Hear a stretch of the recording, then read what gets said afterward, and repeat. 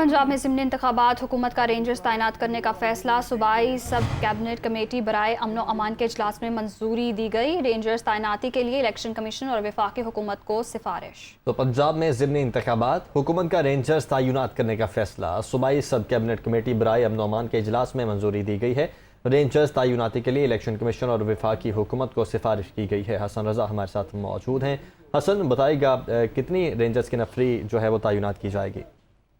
देखिए, इस टाइम जो है वो तकरीबन 12 कंपनियां की जो है वो दरखास्त की गई है। जो पंजाब की सूबाई सब कैबिनेट कमेटी बराए लॉ एंड ऑर्डर का इजलास हुआ था, उसमें सिक्योरिटी की सिचुएशन को देखते हुए रेंजर्स तैनात करने की जो है वो फैसला किया गया है। रेंजर्स तैनात करने के लिए 12 कंपनियां जो है वो लाई जाएंगी और 20 जो है वो मकामात पर ज़िमनी इंतखाबात होने जा रहे हैं, जिसमें सूबाई सब कैबिनेट कमेटी की जानिब से ये सिफारिश की गई है कि इलेक्शन कमीशन ऑफ पाकिस्तान और वफाकी हुकूमत मिनिस्ट्री ऑफ इंटीरियर को बाकायदा खत लिखा जाए, जिसके बाद उनकी मंजूरी के बाद वफाकी हुकूमत और इलेक्शन कमीशन ऑफ पाकिस्तान को खतूत लिख दिए गए हैं। रेंजर्स तैनात तो होगी और लेकिन ताकि अमन अमान की सूरत को बेहतर बनाया जा सके, पंजाब पुलिस की नफरी तैनात होगी, एलीट के कमांडोज तैनात होंगे, क्योंकि खदशा ये है कि तकरीबन 9 ऐसे मकामात हैं जहाँ पर जो है वो लड़ाई और फायरिंग और इस तरह जो है वो हालात बिगड़ने का खदशा है, जिसको मद्देनजर रखते हुए स्पेशल ब्रांच इंटेलिजेंस ब्यूरो और दीगर ठीक मकामात की रिपोर्ट को मद्देनजर रखते हुए ये फैसला किया। ठीक है, बहुत शुक्रिया हसन आपका।